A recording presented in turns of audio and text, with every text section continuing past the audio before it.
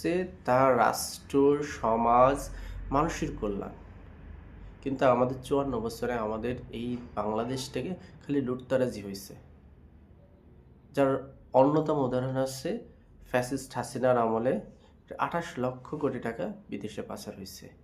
একদিন গ্রামের পাতি নেতা হচ্ছে কি হয়েছে, প্রচুর টাকা আঙুল ফুলে কলা গাছ হয়েছে। ঠিক আছে, কীভাবে হয়েছে এগুলো?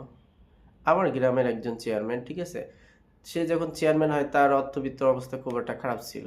পরবর্তীতে সে আমাদের স্থানীয় বাজারে যেখানে আছে এক এক শতকের জমির দাম আছে ২০-৩০ লাখ টাকা, সেখানে জমি কিনছে। সে যশোরে যশোর সদরে জমি কিনছে, ঢাকাতে ফ্ল্যাট কিনছে। এই টাকাগুলো কীভাবে করছে? অবশ্যই জনগণের জন্য কাজ করার জন্য যে টাকাগুলো দিয়েছিল সে টাকা সে কী করছে, সঠিকভাবে কাজ না করে সে নিজের পকেট ভারী করছে। এটা তো রাজনীতি না। মানুষকে বুঝতে হবে এখন সময় আসছে পরিবর্তন হবার।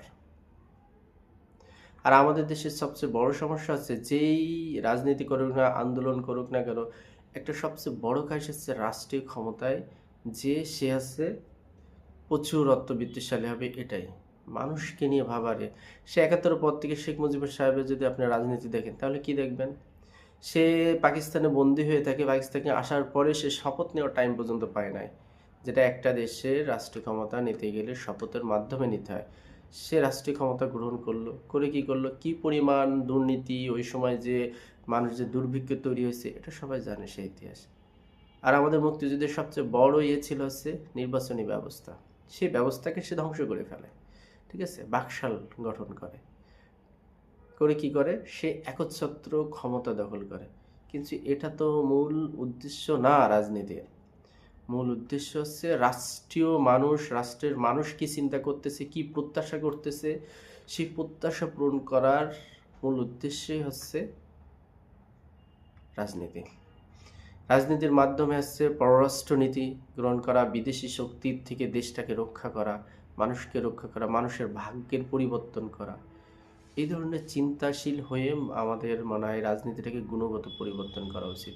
যেহেতু একটা নির্বাচন হয়েছে, নির্বাচনের মাধ্যমে বিএনপি নিরঙ্কুশ ক্ষমতা দখল করছে, আগামীকাল শপথ নেবে, তারা হচ্ছে মন্ত্রিপরিষদ গঠন করবে। আশা করি তারা এই যে ক্ষমতার মোহে তারা পড়বে না, তারা আসলে মানুষের ভাগ্য পরিবর্তনের চিন্তা করবে। তারা যে মানুষের কাছে ইশতেহারগুলো দিছে সেটা পূরণ করার চেষ্টা করবে। সেই হানাহানির রাজনীতি, লুটতরাজের রাজনীতি আমরা দেখতে চাই না।